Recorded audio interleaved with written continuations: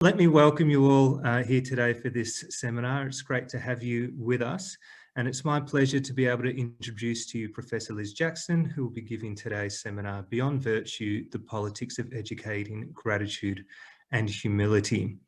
I've known Liz for a number of years now, and it's nice to be chairing this for her because we actually first met at a PISA conference many years ago. I think you'd been in Hong Kong at HKU for about 1 year at that stage, Liz, and I was doing my PhD in Melbourne. And so we've been in touch ever since then. And Liz is known to many of you, so I'll keep my introduction brief. But fortunately for me, Liz is now my colleague here at the Education University of Hong Kong, where she's Professor in the Department of International Education. She's the past president of PISA and the previous director of the Comparative and Education Research Centre out of HKU.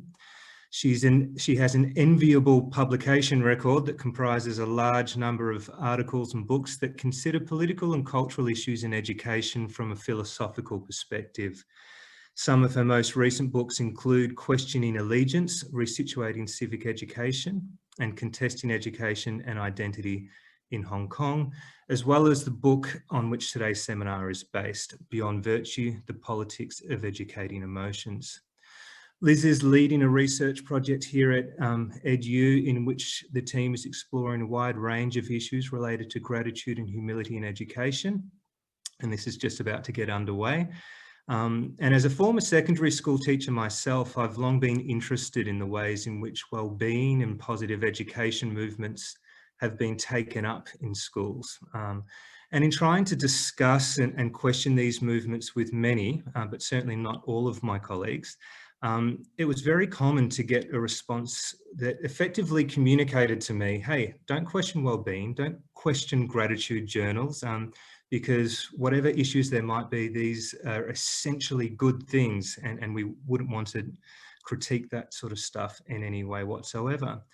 So in my days in the secondary schools, I had just a few people, some of them are actually here with us today, who I could talk to about these kinds of things. And so with that in mind, I'm absolutely thrilled that Liz is doing this work and bringing colleagues along with her for the ride. And I'm thrilled that we have school teachers and leaders with us in this seminar today, and looking very much, Liz, to what you have to say about the politics of educating gratitude and humility. Liz will speak for about 45 minutes and then I'll open up for questions and comments. So without further ado, Liz, over to you. Great. Well, thank you so much. Thank you, Stephen, for that introduction. And thank you also for helping to organize this session along with my colleagues here, Emily Mong and my other colleagues in the Department of International Education. And thanks also, Steve mentioned the PISA Philosophy of Education Society of Australasia. So for people who couldn't make this time, this session will be recorded and put on the PISA Agora website later on. So great to see the interest in this topic. And I started working on this research before the COVID crisis began. And now you see more than ever this focus on well-being and everyone needing well-being, everyone needing resilience. And so it's a good opportunity for my book in this case and for people who are interested to really start digging into these issues and thinking through more critically, why are we educating for certain emotional experiences or not? So I will now share my screen here from the beginning. Yes. Okay. So my book, as Stephen mentioned, it discusses the politics of educating emotions, and I go through a wide range of emotions in the text. But here I'm just going to discuss two interesting emotions that are examples and sort of case studies for the sorts of thinking that I want to do about educating emotions, gratitude and humility. So I'm going to discuss some different ways of thinking about emotions. In particular, there's three ways to think about emotions in education that I want to highlight, and then sort of apply that thinking to show what it really means more specifically for educational theory and practice with the examples of gratitude and humility. So there has been two major views of emotions which have really influenced educational discourse on emotions historically and today. The two prominent ones have been psychological and philosophical views. And here I want to also emphasize a third possibility and another important way to think about emotions, which is political. These aren't all the ways you could think about emotions.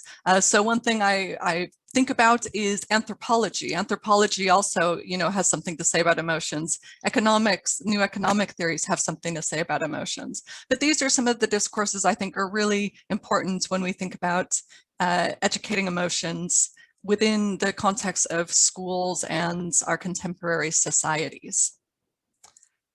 So starting with a psychological view, there can be no doubt that psychology has played a fundamental role in helping people understand emotions generally in society and how to educate for them in schools. So for some people, they might not necessarily assume that emotions are part of education. And that's one assumption that I tackle right away in my book. Education does deal with emotions. A lot of times it's underneath the surface, but it's also revealed in policy statements. And that's becoming more obvious today. A few decades ago, people would say, education is about knowledge and information and becoming intelligent. And in that context, a psychological view of emotions tends to emphasize what is often called academic emotions. So academic emotions should be related to enabling learning from students and also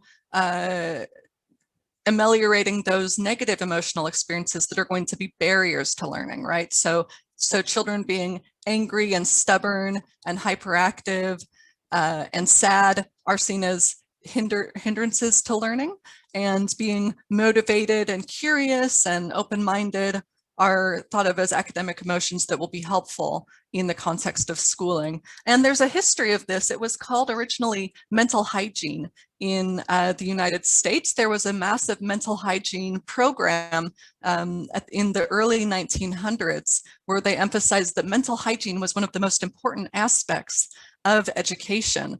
So this idea of cleaning the mind. So often we don't say emotions here, we might just say mental well-being. That's a term that's often used, but emotions are sort of underneath the surface in that discourse as well. When they were talking about mental hygiene, they were talking about, we don't want people to be angry or flustered. We want them to be calm and ready to learn and focused.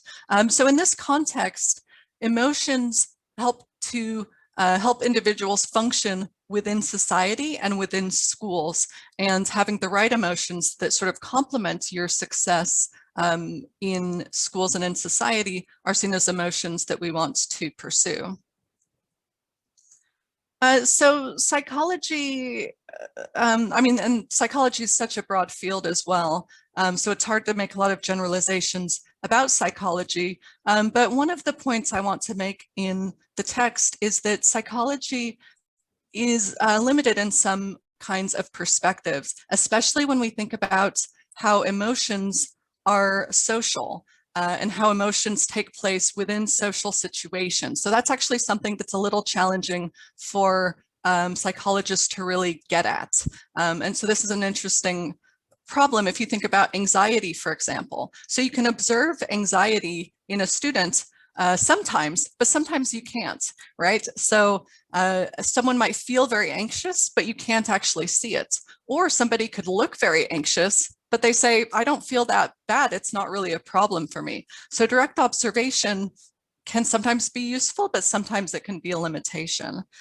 So psychologists will also then refer to what people talk about, what they report about a situation that can be through counseling and through discussions, or in the case of children in schools, psychologists and counselors might be interested in the views of parents and teachers, because one of the challenges with self-report is people don't always have a a rich vocabulary to explain their emotions. Not everyone can really focus on what they feel. So one of the common recommendations for emotional education today is that young people need to be able to understand what their emotions are and communicate that to other people. And that's part of positive psychology and emotional intelligence view, is you need to identify your emotions and then respond to those emotions effectively. Not everyone is good at doing this. A lot of people who understand all the discourse really struggle to do this. So it's by no means something that everyone can become perfectly good at. And a lot of people, from a philosophical view, they really question, are we just imagining that people are learning how to do this? So you can imagine in a school situation, young people pretending like they understand their emotions and explaining them to teachers because they think they're supposed to do that.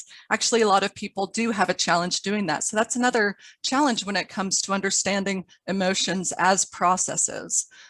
So a student might be anxious before they take a test, but they might not be anxious if they have some intervention before the test taking situation occurs. So emotions are situated in this way, and they do change as very dynamic processes. That's also something that makes it very difficult to identify how emotional processes work in terms of direct observation. You can't really directly observe emotions in real situations. And to get into actually real situations, you would need to experiment. So these are sort of some interesting challenges when it comes to understanding emotions from a psychological view. And I think often there's a suggestion in psychological research that some intervention works. And actually, when you dig deep into the methodology and what's really been done, it can actually be really difficult to trace out if an intervention is working or if people are being primed to show that it's working. So in a school situation, young people do want to please their teachers. If they have an intervention that gratitude is wonderful and makes you feel good, then the young people are going to express that to a researcher. So this is another challenge when it comes to understanding emotions as processes, is this desirability impact. So I mentioned earlier that historically there was a description of emotions in terms of mental hygiene in education. And one of the things I want to foreground when we think about emotions in education from a psychological view is the sense that people are supposed to function within society and they're supposed to function within schools. So oftentimes emotional education is supposed to help teachers do their jobs in a certain sense. So this is a quotation from 1912 New York City High School Teachers Association. This is from one of their just policy documents or newsletters. Comparison between schools and mercantile establishments. The teacher corresponds to planning department or factory. The elements in the enterprise are combined in the pupil. So there's a direct equivalence here between schools and factories. And there's a sense here that young people need the right materials in order to be part of that. So that's a very functional view of young people's position within schools and within society, and emotions helping to fit inside that puzzle to make things run efficiently in general. So I've picked on psychology, but it's not all psychology, and social psychologists know all of this stuff better than I do, since I come from philosophy of education. So it's not all psychology I'm talking about here. I'm mostly focused on emotional intelligence and positive psychology. So emotional intelligence became very popular in the 80s, and positive psychology has become popular more recently. Emotional intelligence, as I mentioned, emphasizes identifying your emotions and then responding to them appropriately so that you can function and succeed in school, career, community, and so on. Positive psychology is a different movement, but it's really focused on well-being and happiness. And it's called positive psychology because there's a sense that traditionally psychology is focused on what's wrong with people, and positive psychology is trying to focus on the good things. So that if people are happy, they're going to achieve more, and they're going to be more open to learning. So focusing on how to develop happiness, and gratitude is very much a big part of positive psychology as well at the moment. So these movements have been really influential in education, but they do have some challenges and some limitations. So from a philosophical perspective, there's not really anything very moral here. There is an assumption that if people have the right emotions, they're going to be better people. There is the assumption that if you're happy, then you're going to be nicer to other people. This is an assumption that's widely held, actually. Nell Noddings in Philosophy of Education has also argued very prominently that happy people don't do nasty things, don't hurt other people. You can question that. So that's a claim that is not necessarily valid. People can be happy people and total jerks. And so this is something that really needs to be worked through. There's a lot of research on gratitude saying that people with more gratitude are going to be more giving to other people, but they might be giving to the wrong people. So I'm going to discuss some of those nitty-gritty issues down the road. So there's nothing really moral about it. The people who've been leading emotional intelligence and positive psychology, they have argued that they're like virtues and they're like moral concepts, but they are psychologists, so they're not really focused on good or bad issues. They are focused more on what is functional, and they don't really question what the functionality is. The coherence of concepts has been a challenge. So happiness, being mentally well, having gratitude, all of these things can be deconstructed. And this makes the broad claims that people make about gratitude being important or happiness being important. If you compare each study in the way it's defined, it's not always very coherent. So this is another challenge. As I mentioned before, how do we know that interventions are working? In schools, this is really a challenging one. If you do an intervention to encourage young people to be happy or identify their emotions, they're going to try to please the teacher and try to please the researcher. And so it is hard to know if they're working. And sometimes it seems as if some of the interventions are more about classroom management than about student well-being. And this goes back to the issue of incoherent concepts. And then another limitation is, does it work for diverse students? And diverse students do need different kinds of approaches. So this is something that I think psychologists recognize, is there's not one approach that's going to work for every person when it comes to developing well-being and being a more functional and happy and whole person.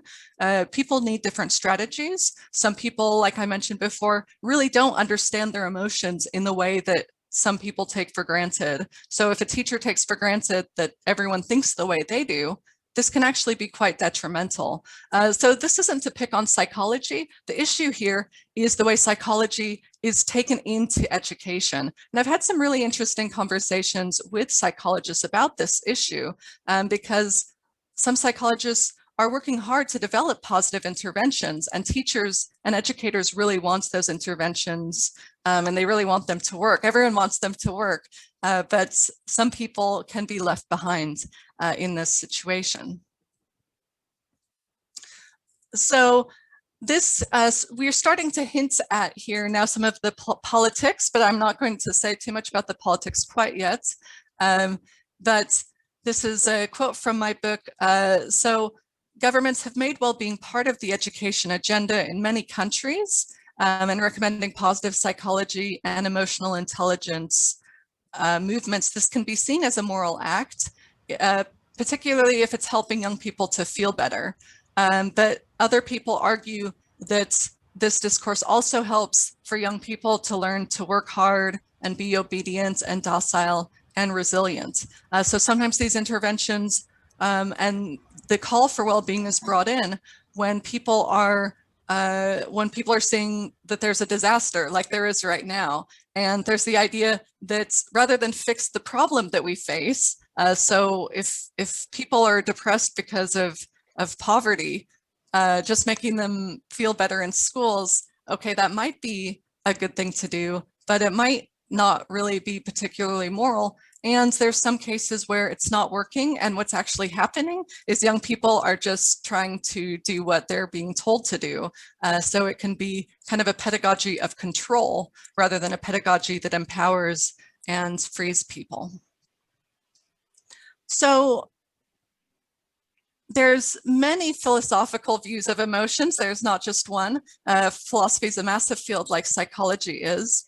And in the book, I do spend a little bit of time thinking about different philosophical views of emotions. And I think that exploring those different philosophical views also helps us to keep in mind how people really see things quite differently. And not everyone shares sort of some psychological assumptions, and that can be a challenge for making those interventions work as well. So these are some of the philosophical views that I explore in the book, but what I really focus on is virtue ethics, because virtue ethics is becoming very popular once again, and it really goes hand in hand. When there's the call for well-being in education, for happiness in education, virtue ethics frameworks and positive psychology frameworks are really working hand in hand. The philosophers and psychologists in these fields are talking to each other, they're piggybacking off of each other. So I want to spend a few minutes focusing on virtue ethics in particular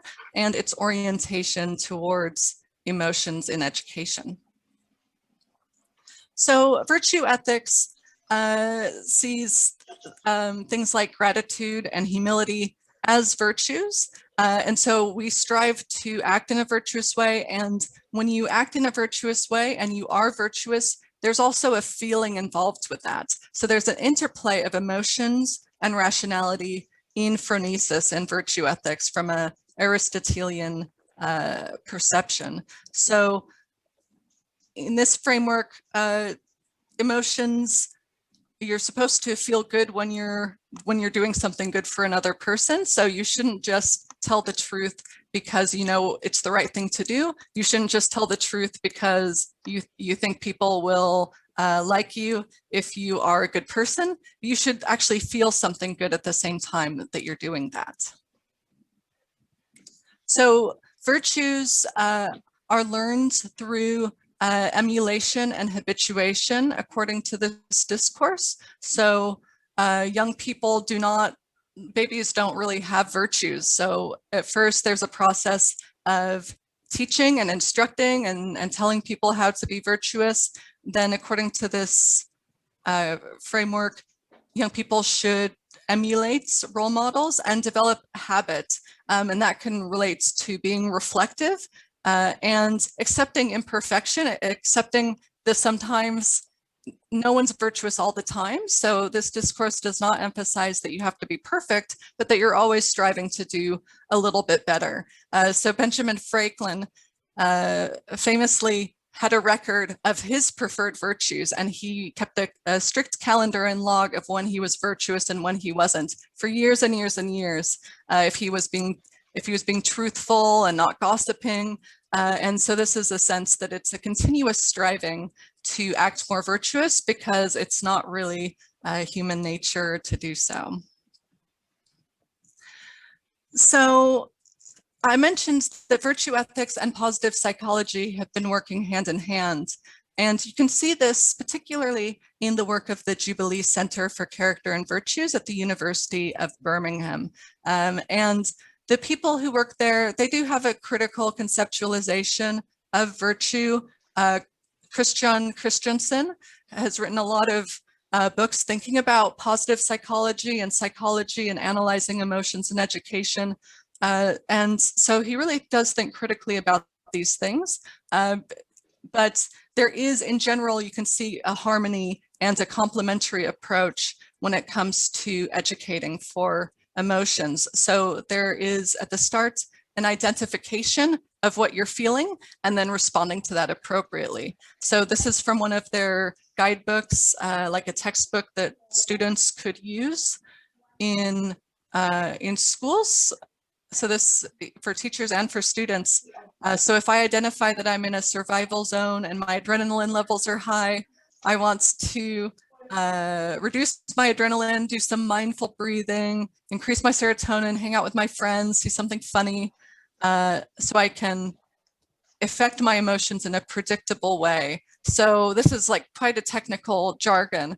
And I think it already sort of hints at this concern that I have, which is I just don't know. I don't know when I have adrenaline or not. Maybe all of you know how you feel about it. And this is why I wrote the book. But for me, I think this is quite complicated stuff. But from a virtue ethics view, you are supposed to keep working on this so you understand your emotions and you work more appropriately and effectively towards enhancing them to be a better person in society. But there are some challenges and limitations to the virtue ethics view. So a lot of the conceptualization work that's been done in virtue ethics is quite sophisticated, and it's a very large field as well, so it's hard to generalize. But there is, in general, some tendencies that I think we need to be aware of when it comes to applying virtue ethics discourse in education. And these are that people's roles and relations to others are not really considered. And the flip side of that is the identity factors within social contexts, like such as being a man or woman or a girl or boy, are not really considered. So there's just really a sense of people as being universal, general people without digging to the next level of a sociological understanding of emotions within a community context. There doesn't seem to be a focus on cross-cultural differences, which is not necessarily a problem for a virtue ethicist. Virtue ethicists don't say everyone in the world needs to have my view of virtue, but it is a challenge for us when we're teaching because we do have diverse students in our classrooms. I think that's really what got me interested in this topic and writing this book, was recognizing that we have an emotional diversity is one kind of diversity among other kinds.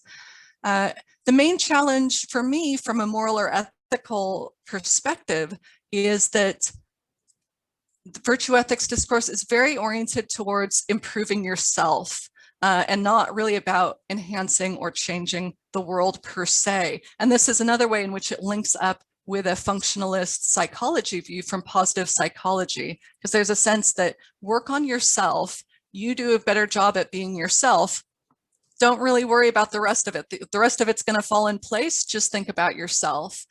So that's a problem when it comes to a political or critical orientation to education. So just as one example, Fitzgerald has argued that people should try to cultivate gratitude in every situation. And so he says we should emulate the Dalai Lama.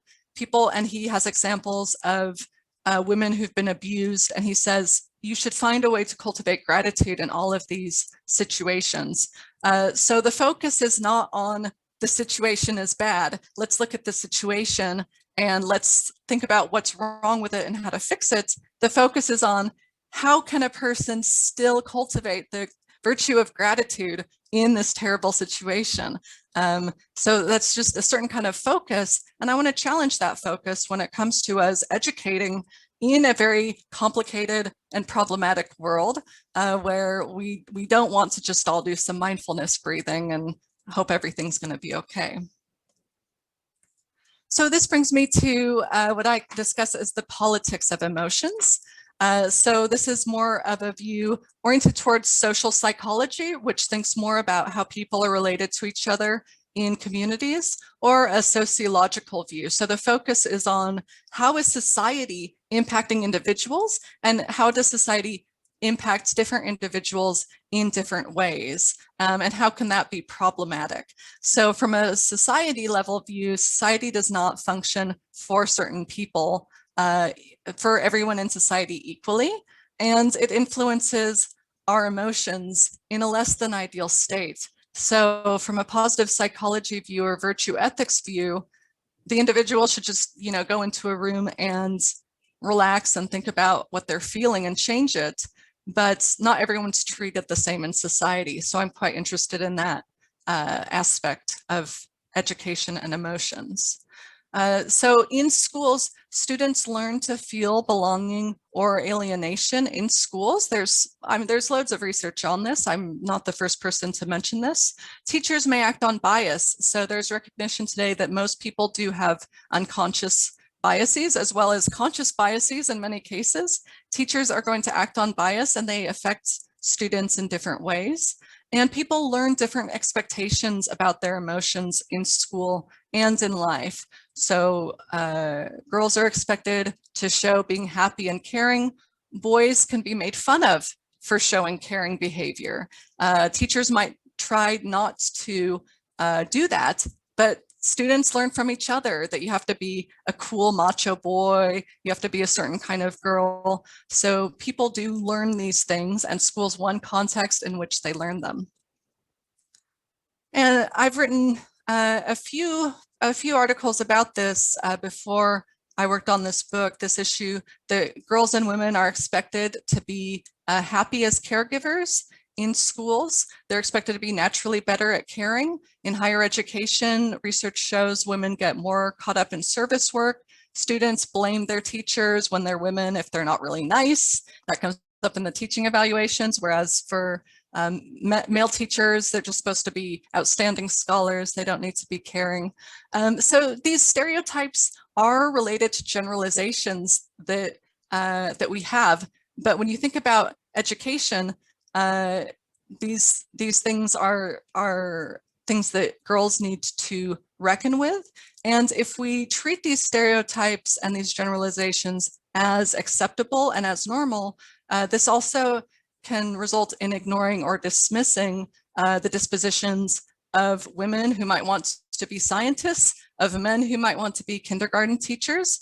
So these stereotypes encourage people to feel certain ways that they do not necessarily feel, to feel macho or to feel caring. And this can result in a sense of alienation and cause people, girls and boys, to feel very upset about the situation.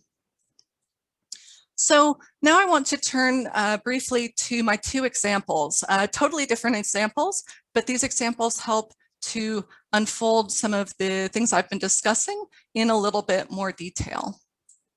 So gratitude is one emotional virtue that has recently become very popular in positive psychology. There's a sense that gratitude, happiness, well-being, generosity, openness are all correlated to each other and can develop together. So what is gratitude? People do have different conceptions of gratitude, and there is some debate about it among philosophers and among psychologists. In general, it's a feeling of goodwill, thankfulness, favor, or appreciation, and it should be for, traditionally, it should be for a gift that's been freely given that a person wants to receive from someone else. So this is the concept that most people hold about gratitude. There is a targeted sense of gratitude if you narrow it down. So the target is that you're grateful for something.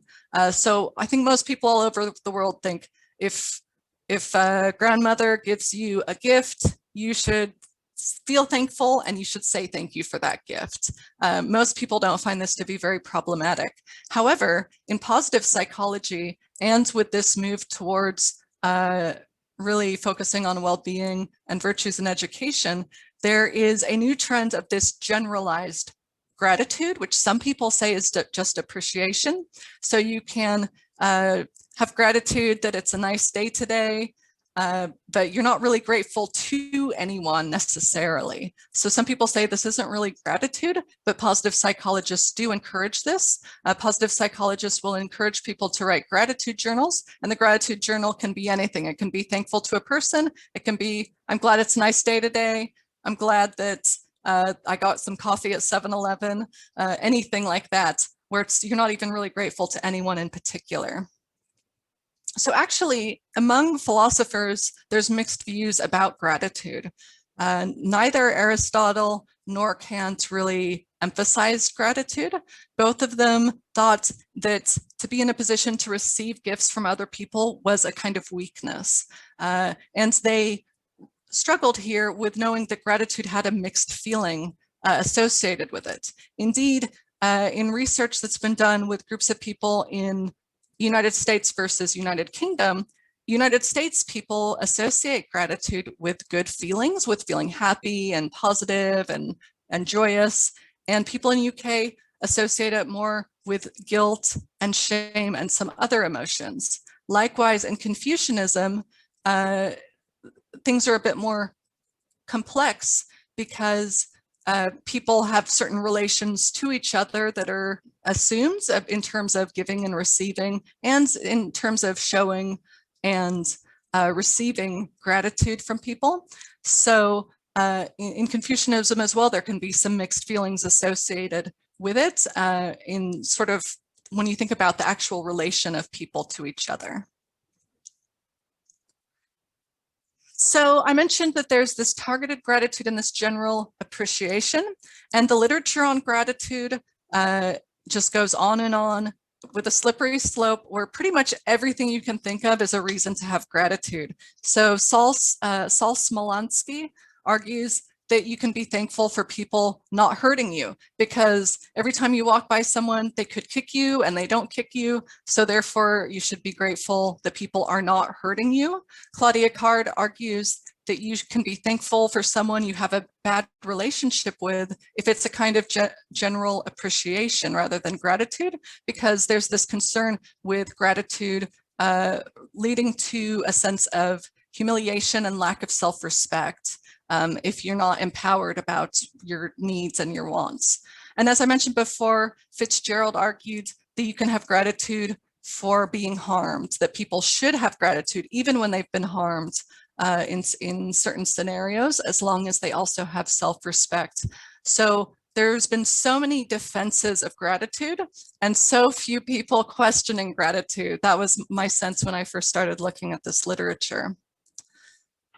And in this context, there's a very strong emphasis on learning gratitude in schools. Why would you not want to do it if it's always good in every situation? So in schools that focus on gratitude, there is recommendations to express gratitude to people, to discuss it, to reflect, make journals about it, think about it, and learn about how gratitude is a good thing. But I do want to push back. There are a few challenges when it comes to gratitude that we should be mindful of as educators. So firstly, it's culturally bounded. As I mentioned before, it doesn't feel good to everyone. It's not the same for everyone. So, and people express and feel emotions in different ways. So these are some challenges if you expect everyone to act the same way about gratitude. It's socialized based on gender, race, and religion. So more research has been done, particularly in the United Kingdom, on this. Women tend to think that gratitude is a very important virtue, one of the top 5 virtues that they would want to express, whereas men have it lower down on the list. And my assumption there is that that is an example of education. Education has taught people, not formally, it's not in a textbook that men don't have to have gratitude as much as women do. It's not in the textbook that people are learning these things in subtle ways in society. And across different religions, there's different views and emphases of gratitude as well.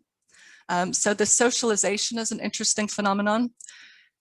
In this context, it's problematic that in schools, it tends to be treated as universal and in this individual feature that everyone has.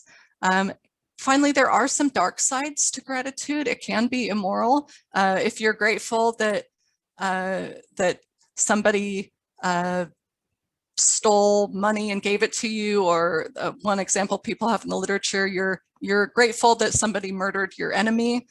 So this is not a moral sense of gratitude. So gratitude's not necessarily moral, and the interventions are not particularly convincing for some of the reasons I mentioned before. So here's one example about what I'm talking about when it comes to the individualization of gratitude. In lessons on gratitude, students are asked to describe what a grateful person does and indicate that they will, as individuals, feel gratitude. And then they read a story about Abraham Lincoln, who had gratitude despite the hardships of his life, such as his sister dying. Another curriculum for gratitude asks students to wear blindfolds and make a simple drawing and then point out the benefit of eyesight. So there's just the sense that in every situation, people should have gratitude. There's not really any questioning. So this example about being grateful that you have eyesight, I think this is a really strange one because in effect, the encouragement is to have gratitude for a privilege and an advantage, and not, you're missing an opportunity here to teach a social justice lesson about ability in favor of just, you should feel gratitude inside. Don't think about those other people or the situation, to just feel good about your own situation. So as I mentioned, there's a risk of people feeling joy to have privileges over other people. This can relate to and reflect an accepting of injustice and harm. So it's not uncommon to hear stories of teachers encouraging students to think, you know, we're so grateful, we're so fortunate that we live in nice houses and we have great families and we don't have to worry about money or food or danger or crime or anything like that, rather than thinking about what it means to have a society with inequality and injustice. It can be a challenge for particular groups. I'll say something more about that in a moment. And as an approach to society, one theorist has said that Jesus Christ was actually the first great ingrate in the world because society was asking him and accepting him to indicate and appreciate everything that was happening and say thank you to everyone around him. But he refused to do that because he was challenging the status quo. So as an approach to society, it has been, it can be problematized.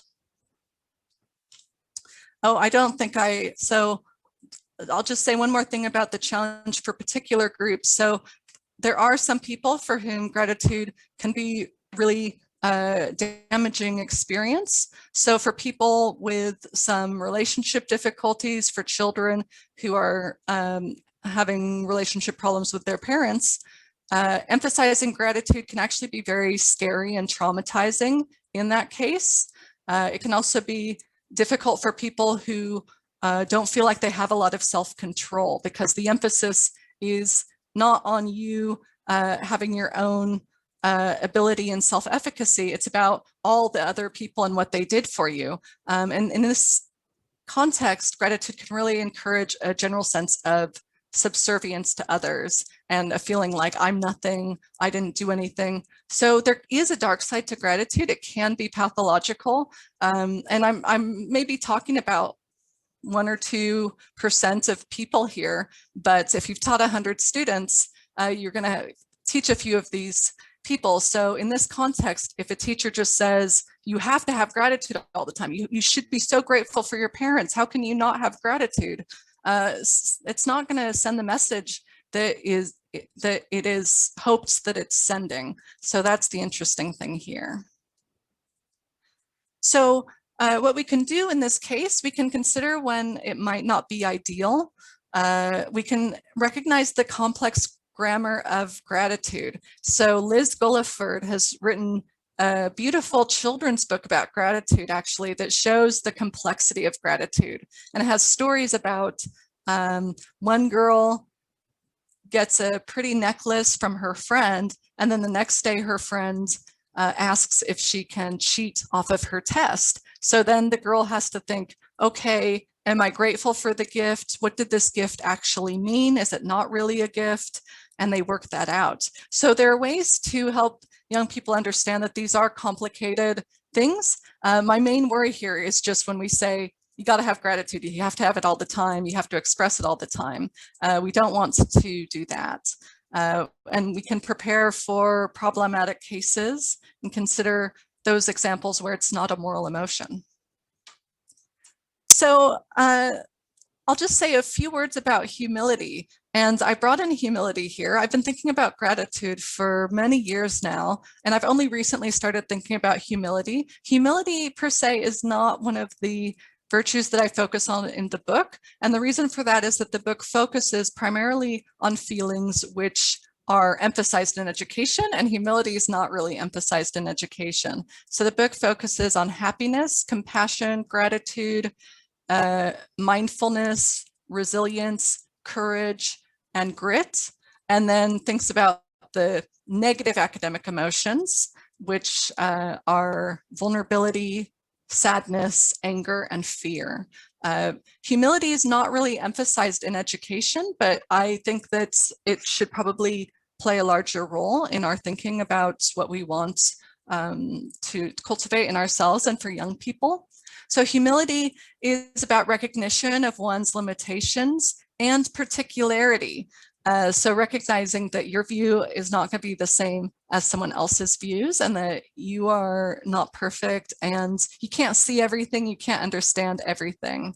So humility, by those people who are proponents, it is believed to increase well-being and tolerance of difference.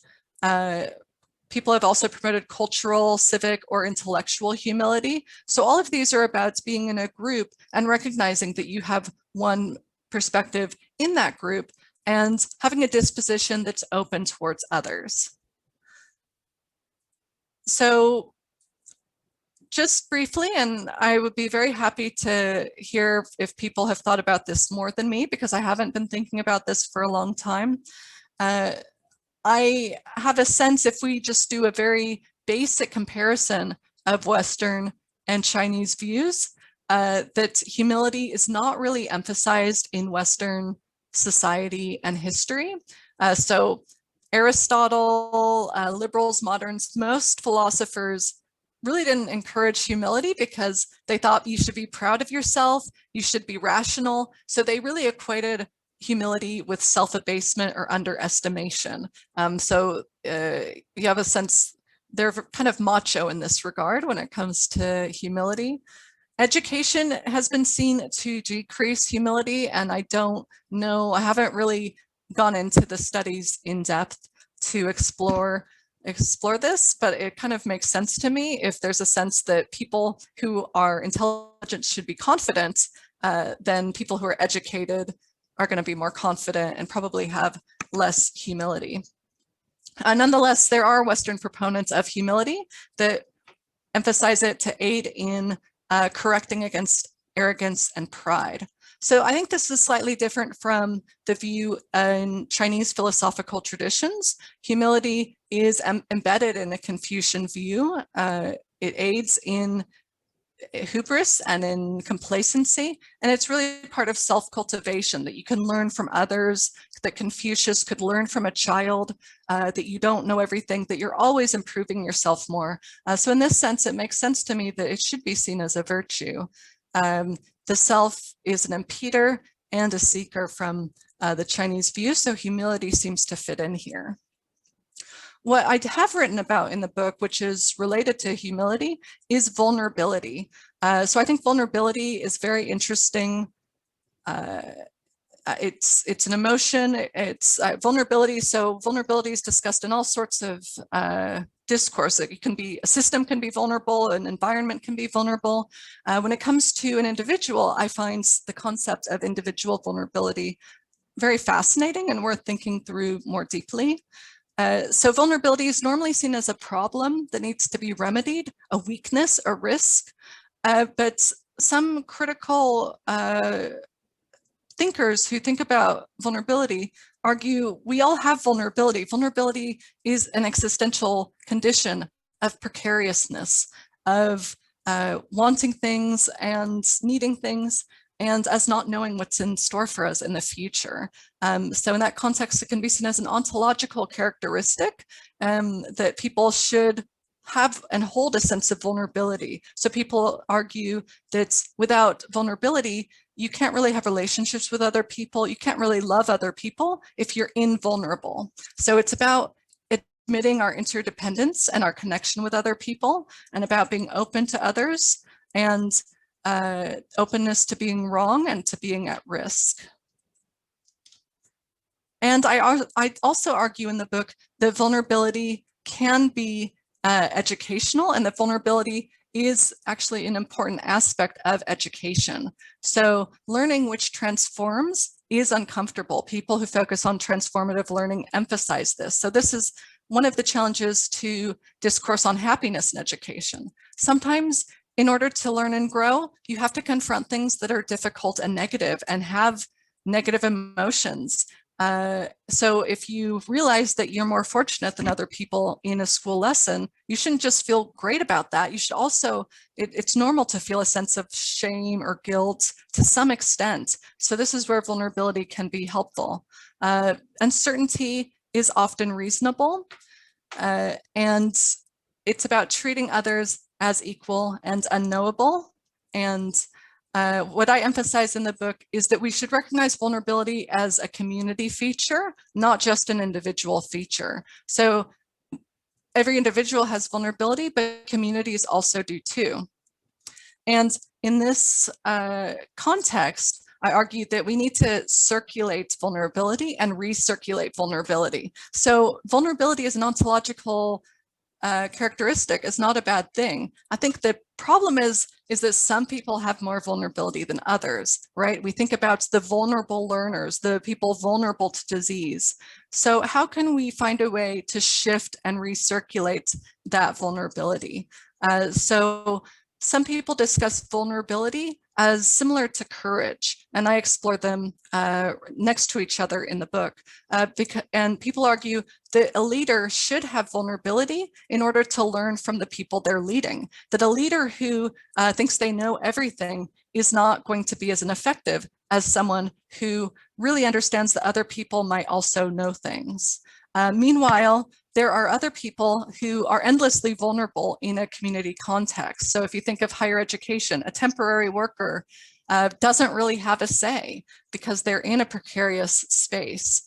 And so their wisdom is not going to be recognized in a community because of the relations of people to each other. So there's a lot of text here, and I'm just about to wrap up. So people have discussed this when it comes to education, discussing social justice and controversials in education. This is one context where vulnerability can be recirculated. So if you're discussing sexual harassment or sexism in society, in this conversation, women are going to feel more vulnerable than men. They're going to feel more stressed out about it, about what's expected of them. It might remind them of times that they've faced sexism or sexual harassment. It's going to make them anxious. Meanwhile, if they have to explain a harassment situation to somebody, the people they're explaining it to are going to not know about the situation. They haven't experienced the situation. In that case, they're not feeling any vulnerability. So how do you flip that? Because this is a case where the gap starts to widen. Because when someone's on the defense, they look more vulnerable. And so people who are trying to explain a social justice issue to other people have to really struggle to know their audience and to reach out to that audience and to learn how to reach out to that audience. People who are oblivious to the problems are feeling very cool and calm and collected about them. So in this context, an educator or a leader, when you're dealing with a problematic issue, a problem within a community, within a school, this is where the vulnerability needs to be recirculated and where we say, okay, the women are the experts on this. If we're talking about, is there racial prejudice or racial harassment, the people at the top of the system are not the experts on this. So the people leading the university are not the people who are experiencing this challenge, so they need to learn from that other group. So Megan Bowler and other people focused on education will say, we need to shift discussions in education to actually increase the vulnerability. So from another perspective, the people on the top or the people in the mainstream, they actually are not able to learn because they're too confident in their knowledge. So for them to be able to learn from others, need to kind of shift the ground under people's feet. So that was something provocative to say as I'm finishing up the talk. So circulating vulnerability across individuals and across organizations. The reason why we should give more people more vulnerability is because vulnerability is not a bad thing. It's a virtue to be open to other people. So vulnerability is only a bad thing if certain people have it, and it means that they have a certain risk. That's what the problem that needs to be solved. So I will end there. Thank you very much for listening, and happy to hear any feedback, any questions or anything else. So I'll finish there. Thank you again.